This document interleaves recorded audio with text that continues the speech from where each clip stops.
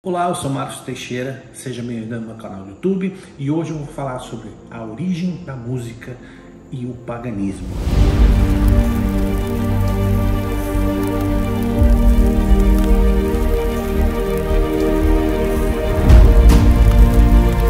E se você ainda não conhece meu canal, se você ainda não se inscreveu, quero te convidar para você se inscrever, clicar no sininho de notificação para que você possa ser avisado toda vez que eu subo um vídeo novo. Muito bem, se você já está acompanhando essa série, em primeiro lugar, o vídeo de hoje vai ser completamente diferente de tudo que você já viu. E a razão é simples. Eu tenho falado ao longo dessa série desse período da história, que é um período extremamente pequeno, comparado com todo o resto da humanidade. E para a gente entender a razão de tudo que acontece nesse período, a gente tem que começar da estaca zero. A gente precisa entender de onde vem a música, como que ela surgiu na história da humanidade. E eu vou utilizar de ciência e de Bíblia para falar sobre esse assunto. E eu quero te convidar para você ir para o meu escritório agora. Bom, e eu tenho que começar falando uma coisa importante. Em primeiro lugar, quando eu vou falar de ciência, eu não sou um cientista, eu sou um estudioso de ciências, né? Eu não sou aquele que formula teses, nada disso. E eu tenho um profundo respeito pela comunidade científica e eu não tenho como objetivo desrespeitar a comunidade científica, muito pelo contrário, vou me colocar sempre de forma respeitosa aos senhores, né? E o fato de eu estar sentado desse lado da câmera não faz de mim o dono da verdade, muito pelo contrário. Tudo que eu vou apresentar aqui é uma perspectiva minha, é uma perspectiva de conclusões que eu tirei ao longo de anos estudando e, óbvio, vai ser passível de discordância e eu dou as boas-vindas à discordância que é feita de uma maneira educada e uma maneira elegante, porque ela só enaltece e ela só cresce a qualidade do que é falado dentro desse canal. E eu não quero utilizar o meu canal para fazer um cabo de guerra entre ciência e a Bíblia, porque seria uma grande estupidez da minha parte. Deixa eu dizer, eu sou apaixonado por ciência, eu sou apaixonado pela Bíblia, e ciência explica muitas coisas da palavra de Deus, e a palavra de Deus lança luz em muitas coisas da ciência, e eu sei que obviamente que existem diferenças, discrepâncias, e nem por isso eu vou aqui me utilizar do meu canal para falar mal da comunidade científica ou para desrespeitá-la. Mas eu vou me valer da minha perspectiva bíblica, sim, porque esse canal é um canal cristão e de forma educada colocarei os meus pontos aos senhores. Muito bem, no processo de escrever o livro que eu estou escrevendo sobre música, eu estou muito ansioso para que eu possa terminar logo de escrever isso, meu Deus do céu, e poder disponibilizar isso para o público, que eu sei que vai ser de grande ajuda no estudo sobre o assunto, né? E eu tenho que confessar que eu me deparei com um assunto que esbofeteou a minha teologia. E eu parei completamente de escrever o livro durante 1 mês e meio, no mínimo, porque eu me dediquei a estudar sobre isso, aprofundar, comprei mais um monte de livro aqui, para que eu pudesse construir a minha base de argumentação. E muito desse vídeo aqui, ele resume um pouco do que vai estar no livro, tá? E quando você pesquisa na origem da música na história da humanidade, você vai inequivocamente se deparar com artigos que contam a história de um achado que aconteceu na Alemanha no ano de 2008, onde foi achado um artefato, e nesse caso específico desse documento, esse artefato foi encontrado em 12 partes quebradinhas uma das outras, foi achado em 2008 na Alemanha, e esse artefato foi identificado pelos cientistas como sendo uma flauta. E essa flauta, os cientistas ainda evoluíram na pesquisa, identificaram como sendo fabricada a partir de um osso de um pássaro, um vulture, um griffon vulture, como se fosse um abutre enorme, gigantesco, que as asas chegam a ter mais de 2 metros de envergadura e que seria suficiente para construir esse artefato que eles chamam de flauta. Nesse local onde foi achado esse artefato, não foi encontrado ossadas humanas, o que tecnicamente denota um pequeno problema porque não se encontra vestígios humanos. Mas aí eles, nesse documento científico, eles vão falando sobre o design, os buraquinhos da flauta, etc. E eu achei isso extremamente interessante, até que eu me deparei com uma argumentação científica que eles propõem nesse artigo, que essa flauta datava de 45 mil anos atrás. Ou seja, eles concluem que essa flauta tem essa idade. E óbvio que isso confronta frontalmente com a narrativa bíblica e a cronologia bíblica. Para isso, a gente tem que ir para o mapa e eu vou te mostrar o que isso significa cientificamente falando e biblicamente falando. Bem, o que os cientistas estão falando com isso é que quando você olha para a história da humanidade, aqui está o momento onde nós estamos e aqui, bem na frente da câmera, é onde foi a criação de Adão e Eva. Se nós contabilizarmos os anos daqui até aqui, nós temos aí 6 mil anos aproximadamente. E esse ponto onde nós estamos aqui seria Gênesis 1, 28, quando Deus efetivamente cria Adão e Eva. Eu sei que você talvez esteja falando, poxa, Márcio, mas eu não acredito na Bíblia. Tudo bem, você pode não acreditar na Bíblia, mas como eu estou trazendo o aspecto científico e bíblico, eu tenho que apresentar a Bíblia como parte da minha argumentação. Então, eu não vou pedir licença para apresentar a Bíblia, porque seria uma incoerência da minha parte. Mas eu vou explicar o que significa. Então, ele está querendo dizer que, para trás desse período de Gênesis 1:8, alguém, vamos dizer que aqui seja 45 mil. Aqui seja o ano de 45 mil. Aqui teve um cidadão que foi e fez esse artefato que eles identificaram como sendo uma flauta. Sendo assim, segundo a ciência, esse aqui se torna o registro mais antigo na história da humanidade inteira que a música existiu. Esse, portanto, é um registro pré-histórico. O termo pré-história só surge na história da humanidade aqui no século XIX, na Europa. E o termo pré-história significa tudo que acontece antes da escrita. A escrita surgiu, olha, aqui, nessa época aqui, na época dos sumérios. Aqui foi a época da escrita. Então tudo que aconteceu para trás é pré-história. Inclusive o que seria Adão e Eva. Poxa, mas se é pré-história e eles estão escritos, como é que eles podem ser considerados pré-históricos? E a resposta é simples, porque era uma tradição oral que era passada de geração em geração. Então aqui é a geração de Adão e Eva, que foram passados até a escrita, chegaram até Moisés, e Moisés registrou esses eventos que aqui estão no que a gente conhece como sendo a Torá, os 5 primeiros livros da Bíblia. E esses manuscritos chegaram até nós através da Bíblia. Muito bem. Sendo assim, eles argumentam, cientistas argumentam, que esse objeto fabricado e identificado como uma flauta pode ter sido fabricado por um hominídeo, ou que seria um antecessor da raça humana. Isso é uma teoria científica. A pré-história, sem dúvida, é algo fascinante, né? Eu, particularmente, eu tenho um grande interesse nesse tema, mas quando você chega num momento como esse, onde você tem 45 mil anos e a ciência alega um hominídeo, ou o homem, versus um descendente de Adão e Eva, eu tenho dificuldade para aceitar.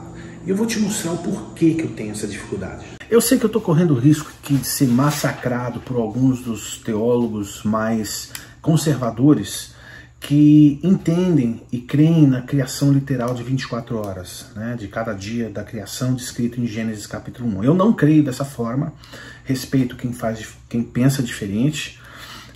Eu tenho aqui um livro muito interessante que eu altamente recomendo a leitura, chama-se A Ciência de Deus, que foi escrito por Gerald Schroeder.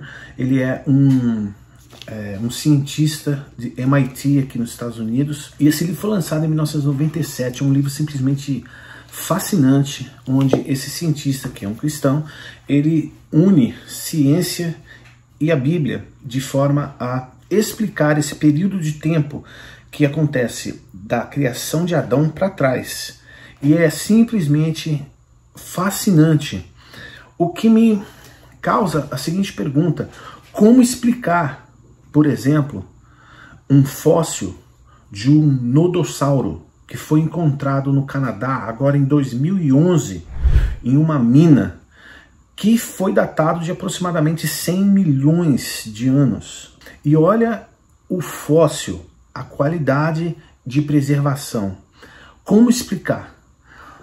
Me perdoem quem crê diferente, mas eu não acredito de jeito nenhum que a criação foi feita em 24 horas a cada dia. Não dá, não faz sentido por diversas maneiras, mas eu não vou me aprofundar nesse tema nesse vídeo porque não é o foco. Mas o interessante é que quando a gente para pensar nisso, os 45 mil anos começam a parecer fazer sentido. Porque sim, eu acredito que houveram hominídeos, eu acredito que houve uma raça do que eles chamam de Neandertal, mesmo que eles não consigam encontrar uma multidão de ossadas desses Neandertal, eu acredito que houve uma raça que não era humana, como eu penso, que existiu. Mas, daí, essa raça fazer um artefato, e esse artefato ser um instrumento musical, existe uma distância enorme. E a tese que eu quero propor é a seguinte: vamos supor que seja de fato um hominídeo que fez esse objeto. Pesquisando no YouTube, eu vi vários cientistas hoje no século 21, né, tentando tocar essa flauta e saindo de fato som. Mas eu pensei, poxa gente, espera um pouco, cara, é um cientista, o cara tá com um cérebro de séculos e séculos depois. Vamos voltar na época dos hominídeos e tentar recriar o que seria isso para ser justo. Porque eu não acho que é correto e nem coerente um cientista vir a público falando que isso é uma flauta e olha aqui como eu consigo tocar. Então o hominídeo no passado toca. Me perdoe, com todo respeito, para mim não funciona esse argumento. Eu vou te mostrar uma coisa muito interessante que eu descobri pesquisando no YouTube nas minhas madrugadas da vida. Essa aí que você está vendo na tela é a Coco. Ela é uma gorila que já morreu, infelizmente, em 2018. E ela ficou famosa porque ela foi estudada por cientistas, né? E quem a criava começou a perceber que ela tinha uma inteligência muito avançada. E esses cientistas começaram a decodificar mais de 1000 sinais, onde permitiu-se criar uma espécie de uma linguagem de sinais desse gorila. E aqui eu não quero, de novo, falando mal dessa pesquisa científica feita no primata, mas eu quero trazer a perspectiva de música. E dentro desse contexto, observa que o cientista dá para ela uma flauta e veja o que ela faz com a flauta.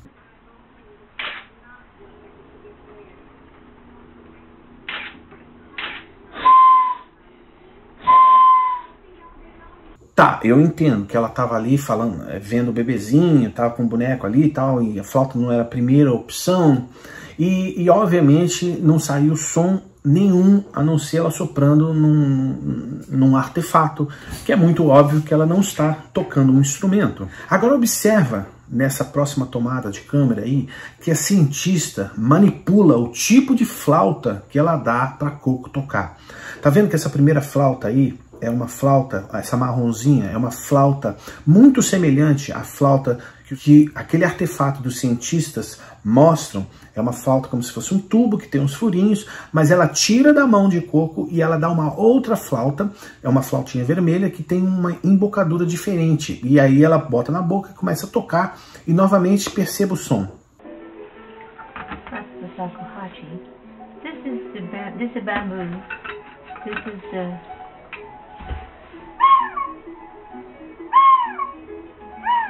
Ou seja, não saiu música coisa nenhuma, entendeu? Ela saiu apenas um sopro num artefato. E o fato dela ter mudado o tipo de flauta é uma clara evidência de que um primata, ele não tem a aptidão de utilizar os seus lábios como um flautista demanda usar os seus lábios porque a flauta que era para ela tocar, aquela compridinha, demanda que o flautista posicione sua boca e seu lábio de uma forma que o ar venha de cima para baixo, porque ela entra na flauta e aí com as notas musicais saem a música. Então o que eu estou querendo dizer e mostrar para você é que se 45 mil anos atrás houve um ser, um hominídeo ou um primata fazendo aquele artefato, esse primata não teria a capacidade intelectual de conhecer princípios de música, conhecer uma ideia de uma melodia e nem a habilidade mecânica para fazer música. De forma que esse argumento de que aquele artefato foi feito por um músico, para mim, é completamente furado e é um insulto. E eu, como um músico, flauta foi o primeiro instrumento que eu tentei aprender. E eu desisti de aprender flauta porque eu não conseguia entender os princípios de embocadura, porque eram complexos demais para eu entender naquela época quando eu era um menino. O que dirá um primata? O que dirá essa experiência de coco? Então, isso para mim é uma evidência de que um artefato achado na Alemanha não necessariamente é uma indicação de que música nasceu na pré-história.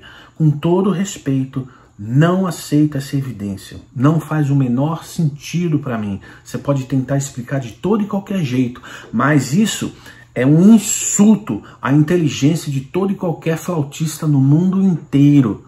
Por quê? Porque o flautista, meu amigo, tem que ser extremamente hábil no seu pensar, no controle da sua técnica, na sua embocadura, na flauta, conhecendo o instrumento, conhecendo melodia, conhecendo estrutura musical, para dizer que pode fazer música.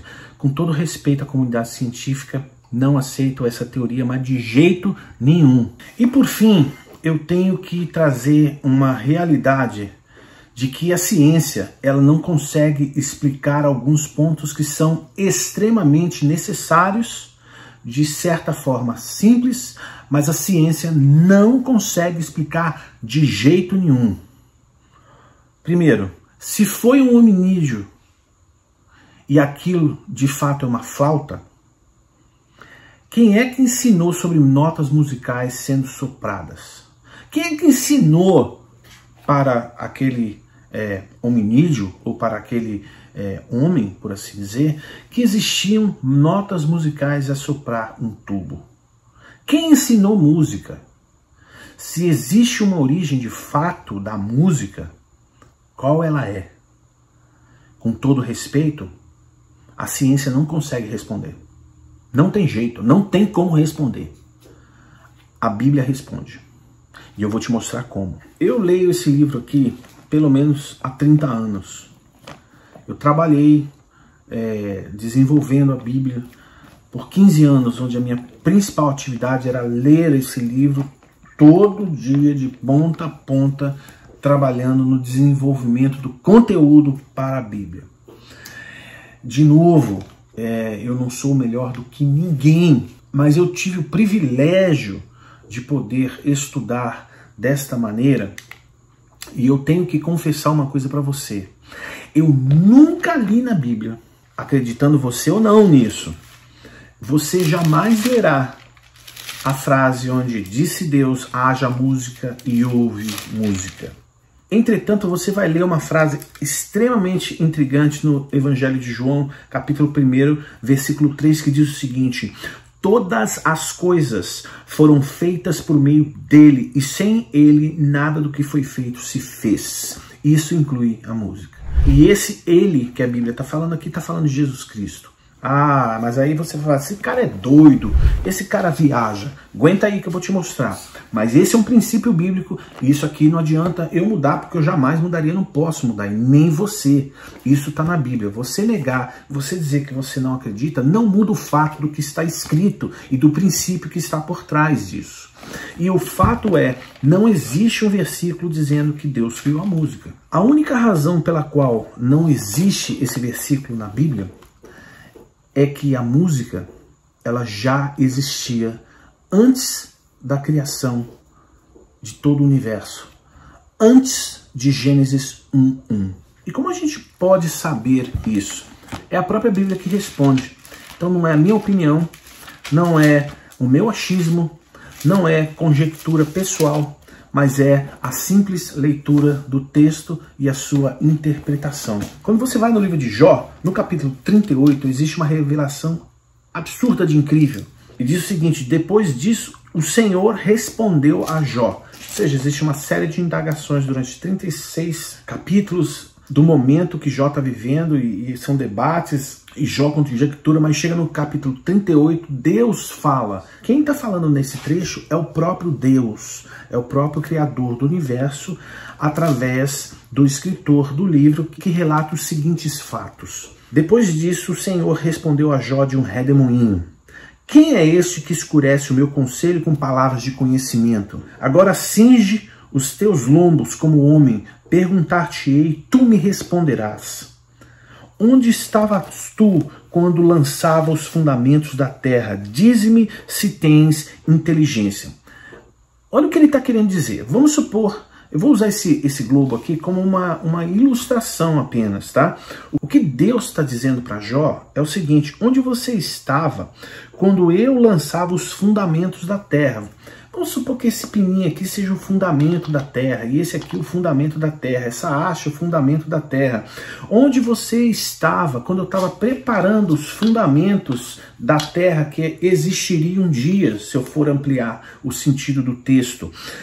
Quem lhe pôs as medidas, se é que sabes? Qual o tamanho dessas bases? Qual o tamanho desses fundamentos? Ou quem estendeu sobre ela o cordel? Quem estendeu sobre ela o cordel? Sobre o que estão fundadas as suas bases, né? E aí ele vai falando quem assentou a sua pedra de esquina, um mistério que eu vou falar um dia num outro vídeo que é muito legal. Então tá entendendo o que Deus está falando? É onde você estava quando eu estava preparando o fundamento do universo, onde você estava quando eu estava preparando as coisas que depois se tornariam a terra onde você vive. Aí chega no versículo 7, Deus fala o seguinte: onde você estava naquele tempo que eu falei aqui, quando as estrelas da alva juntas alegremente cantavam e todos os filhos de Deus rejubilavam. Essa é uma menção muito fantástica, que ele está falando sobre as estrelas da alva juntas alegremente cantavam. Ele está se referindo a um momento antes da criação do universo, ou seja, antes de Gênesis 1:1, onde as estrelas da alva, e ele está usando no sentido figurado, um elemento da natureza que Jó poderia ver, enxergar, entender, para uma metáfora dos anjos que existiam antes da criação do universo. O que Deus está nos revelando nesse trecho é que a música foi criada antes da criação. Os anjos são antes da criação, e antes da criação eles já adoravam ao Senhor, e elas juntas alegremente, ou seja, existia unidade, existia alegria, e juntas elas vinham cantar e se rejubilavam na presença do Senhor. E o incrível dessa passagem é que essa passagem subentende que nesse momento onde Deus está vendo aquilo, onde ele se agrada, onde a música estava sendo cantada na presença dele, existia alguém que comandava todo aquele louvor que existia no céu. Eu sei que muitos podem achar isso uma loucura da minha parte. Eu já fiz um vídeo sobre a queda de Lúcifer, tá aí no meu canal, vou deixar aí na descrição desse livro, mas quem comandava aquela música no céu era Lúcifer. Ele foi o querubim criado por Deus para lidar com música no céu. Ok, mas se havia música antes da criação, onde é que entra a música na criação? Isso é uma pergunta óbvia, né? E a resposta a essa pergunta está em Gênesis capítulo 1, versículo 20. E disse Deus: produzam as águas enxames de seres viventes e voem as aves acima da terra no firmamento do céu. Muito bem, Deus colocou a habilidade de expressar melodia nos pássaros antes do ser humano. Os pássaros cantavam, os pássaros cantam desde o início da criação. 6h30 da manhã, estou chegando para treinar. 6h28. E ó aqui, escuta. Tá ouvindo? Sabe o que ele está fazendo? E esse segredo que existia dentro dos pássaros, elas escondiam em si uma mensagem secreta espiritual que Davi nos revelou no Salmo 150, versículo 6, onde ele fala, inspirado pelo Espírito de Deus, que todo ser que respira louve ao Senhor. E essa palavra hebraica, louve, existem 7 traduções diferentes para essa palavra, e nesse caso a palavra é halal, e o significado desta palavra é atribuir honra num alto brado de celebração.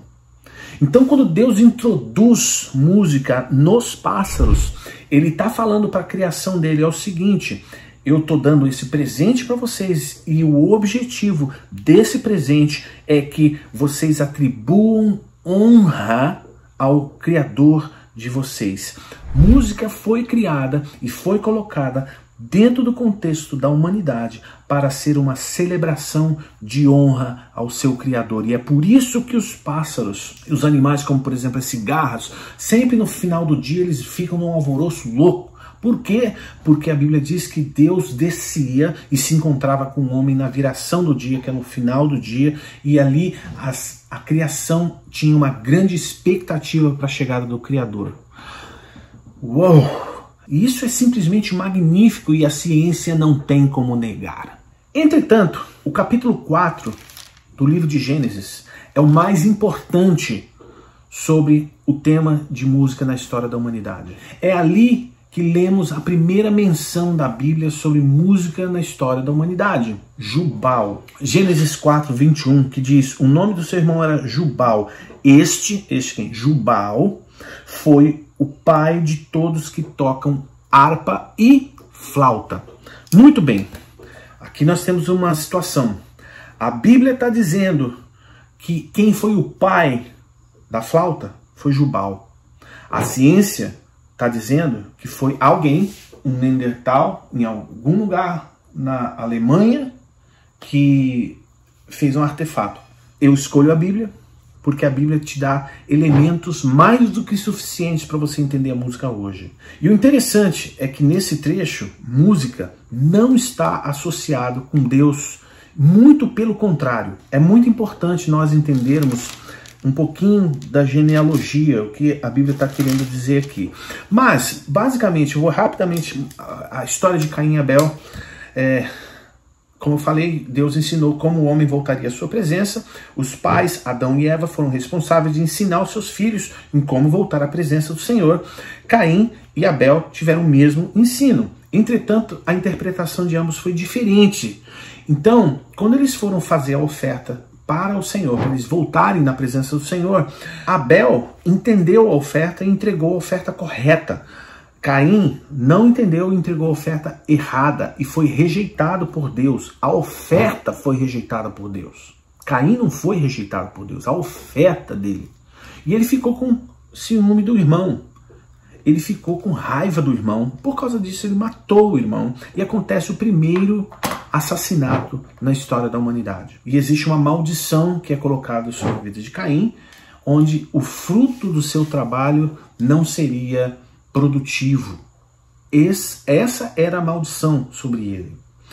E a Bíblia diz que Caim, ele parte a vaguear pela terra.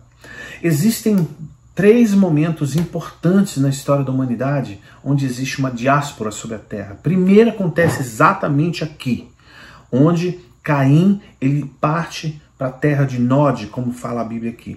E é importante você entender uma coisa. A Bíblia diz que Caim partiu em direção ao leste.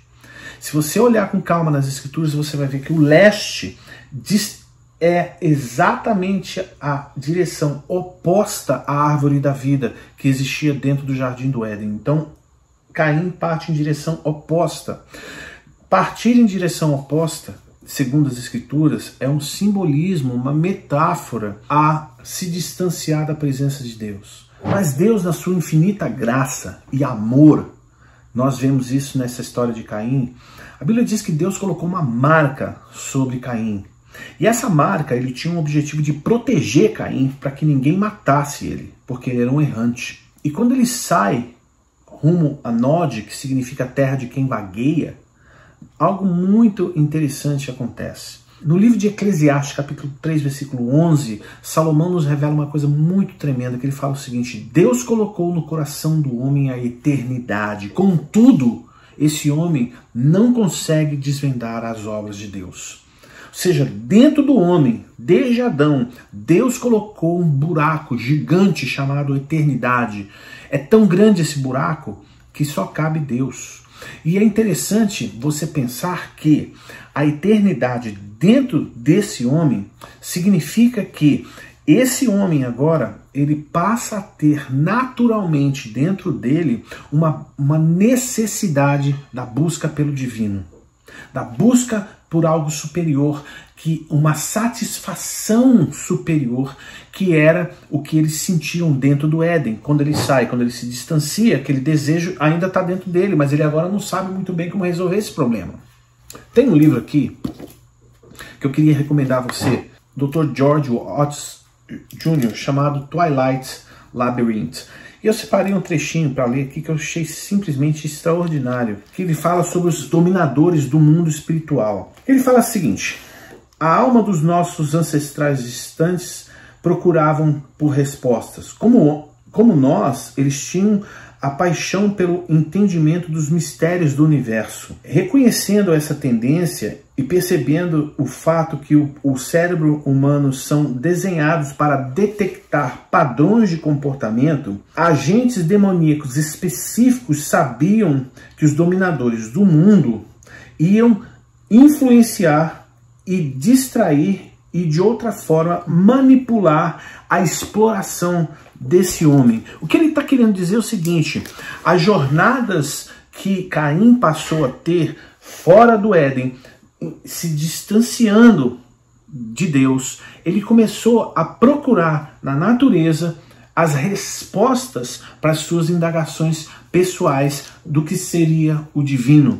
Aí olha aqui, ele vai continuando e fala o seguinte: alguns dos exemplos mais primários dessas observações guiadas estão contidas nos escritos hindus chamados Upanishads, descritos como a mágica das florestas, de uma certa forma que leva a uma profunda revelação.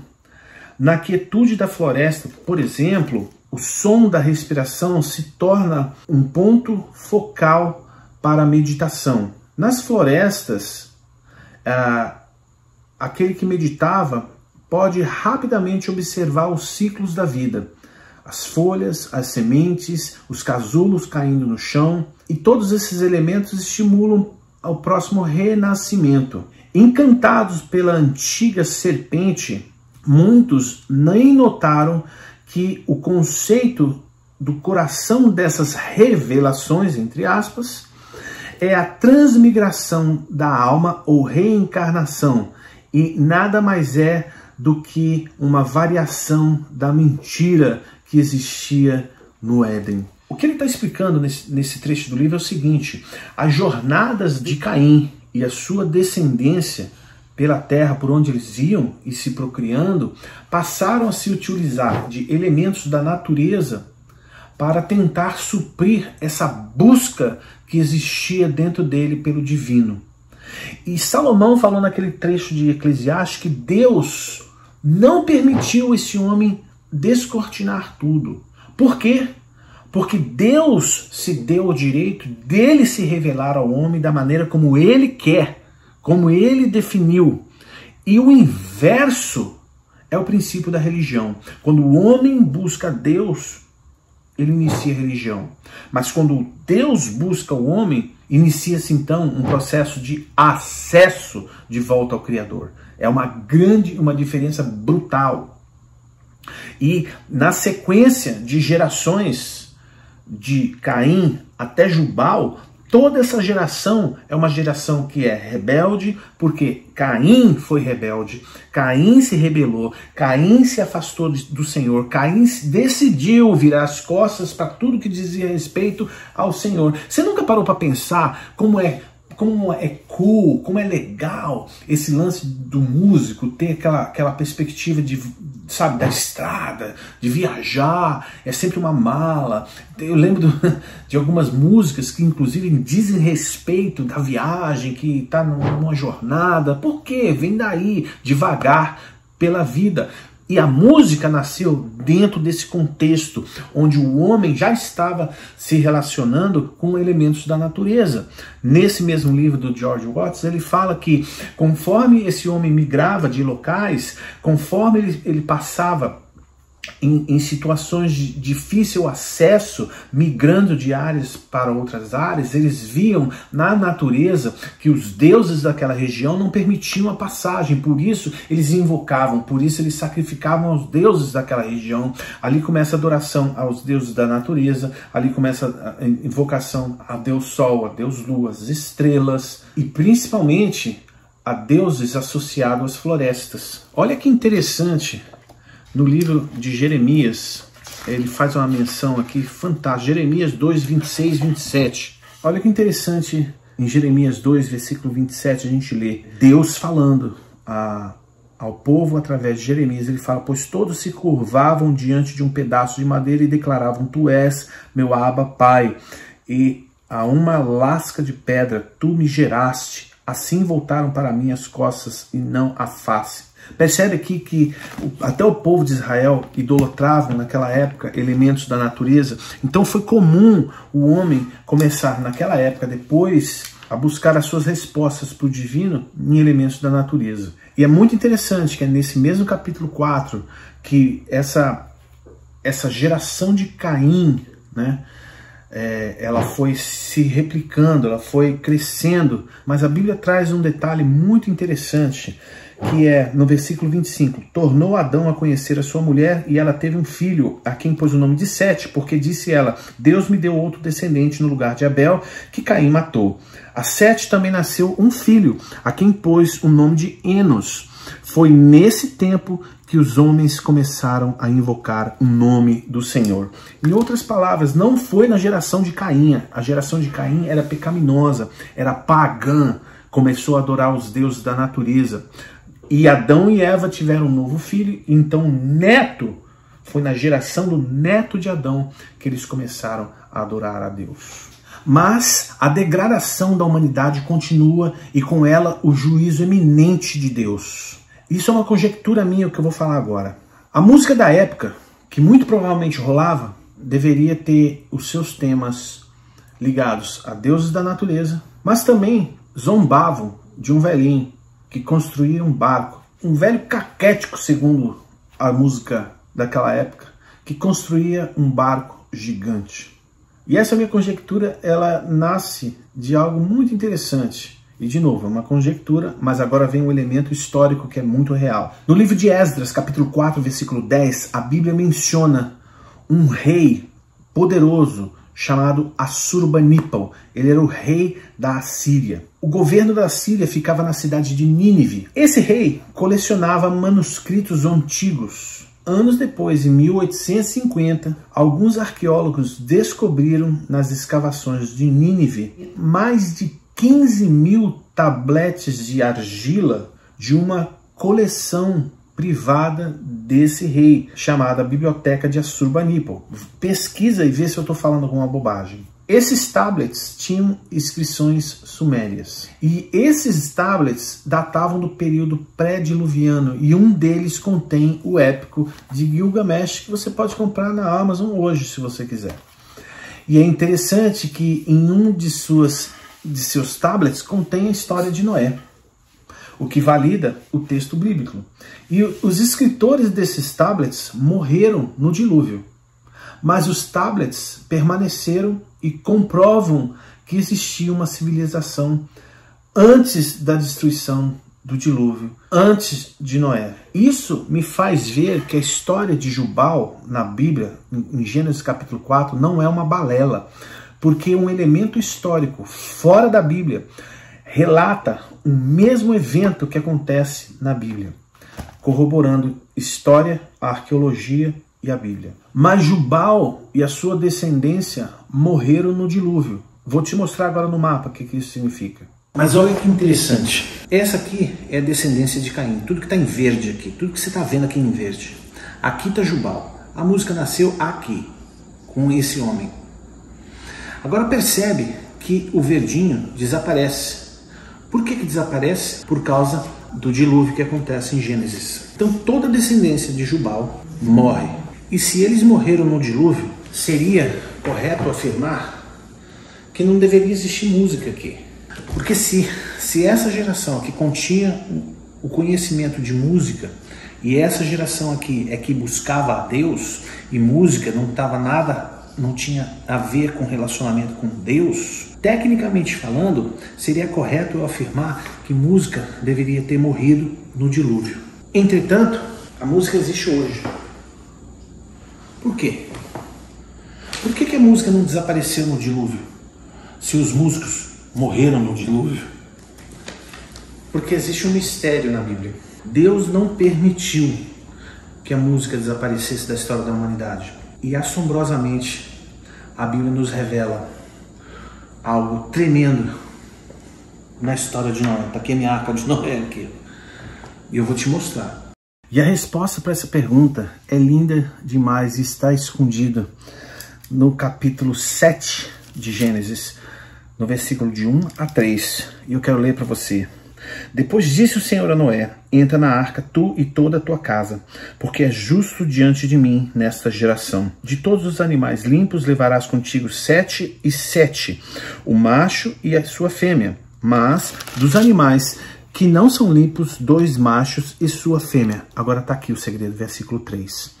Também das aves dos céus, 7 e 7, macho e fêmea, para se conservar em vida as sementes sobre a face de toda a terra. Assim como Deus trouxe a música pela primeira vez nas aves, Deus preservou a música através das aves.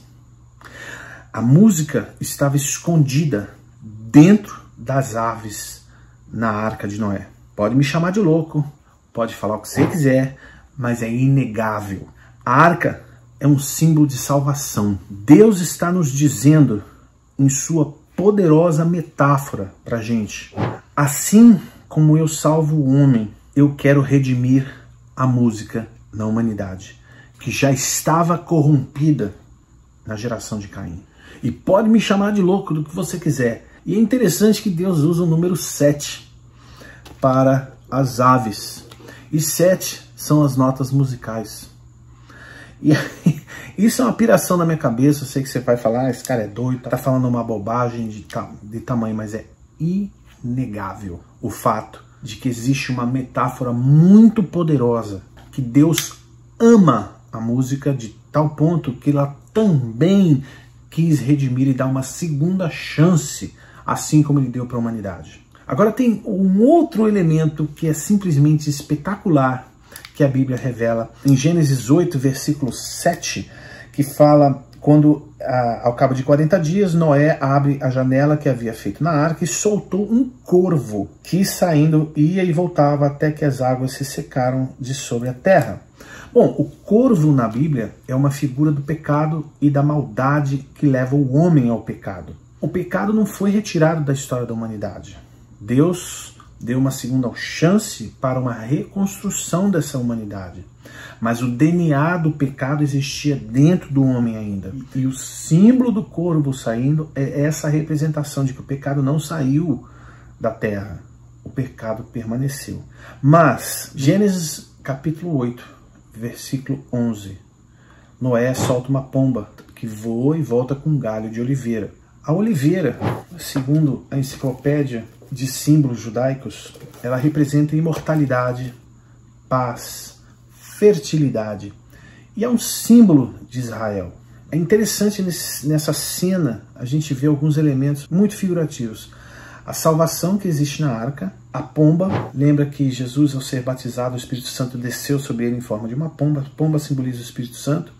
E o galho da oliveira sendo trazida no bico desse animal, simbolizando a imortalidade, a paz, é como o Senhor dizendo para nós hoje que, assim como o Espírito de Deus pairou sobre a face das águas em Gênesis 1, o Espírito de Deus pairou sobre a terra e trouxe no seu bico um símbolo da paz de volta para aqueles que guardavam aliança com Deus que estava dentro da arca. E o fato de Deus ter escondido a melodia dentro desse pássaro, esse é um símbolo que Deus está querendo dizer que a música que vai mundo afora, que carrega em si o Espírito de Deus, traz nos seus lábios, os lábios daquele que entoam essa música, a imortalidade que nós encontramos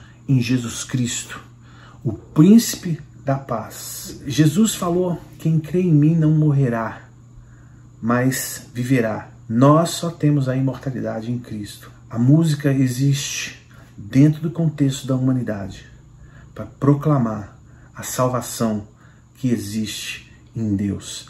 Esse é o simbolismo da música na Arca de Noé. A música daquela ave representava a melodia que Deus criou e deve conter no lábio do seu portador o Espírito de Deus, a mensagem de salvação que aponta para uma aliança divina na arca, que traz nos seus lábios uma mensagem de salvação. Deus deseja que a música do céu seja proclamada ao mundo, levando a mensagem do seu amor e redenção. Deus criou a música para o louvor de sua glória. O homem, nos seus devaneios, corrompeu a música, contaminou a música. Mas Deus tem um propósito eterno de redenção do homem e redenção da música do homem. E eu vou continuar esse tema na parte 2 desse vídeo, onde eu vou me aprofundar no paganismo na história da humanidade. E como o paganismo apodreceu a música e a alma do homem nos dias de hoje. Eu espero que esse vídeo tenha sido abençoador na sua vida, que tenha trazido algo de novo para você. E se Deus falou ao seu coração, gostaria de convidar você a dar um like, deixar sua mensagem e compartilhar esse vídeo com outras pessoas, para que outras pessoas possam conhecer esse tema. E eu quero convidar você a deixar aqui a sua mensagem. Se você discorda e você tem outras propostas, eu quero aprender com você. Quero convidar você a deixar o seu like e compartilhar esse vídeo. Até a próxima, quando eu farei a parte 2 desse vídeo.